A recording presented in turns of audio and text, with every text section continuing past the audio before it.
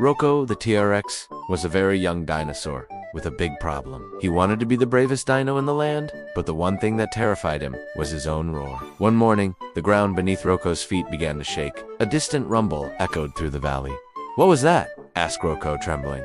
"That," said an old Triceratops who had been napping nearby, "is the Roaring Mountain. It's an ancient volcano that's been dormant for ages. It's said to roar louder than any dinosaur." The Triceratops yawned and went back to sleep, but Roko couldn't rest. He wanted to be the bravest dino, and that meant facing his fears. So he set off alone to the Roaring Mountain. Through thick jungles and bubbling swamps, Roko walked, his eyes wide with both fear and determination. Finally, he came to a rickety log bridge that stretched over a deep, murky pool. One log was all that connected the two sides.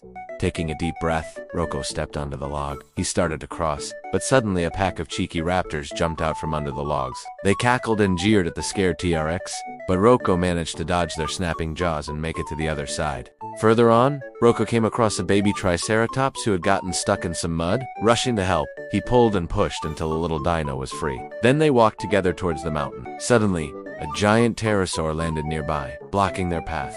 It had hurt its wing and couldn't fly. Without hesitation, Roko rushed to help. He knew that if the other dinos saw him helping the baby, they would finally understand how brave he was. Together, Roko and the baby Triceratops pushed and pulled the Pterosaur until it was free.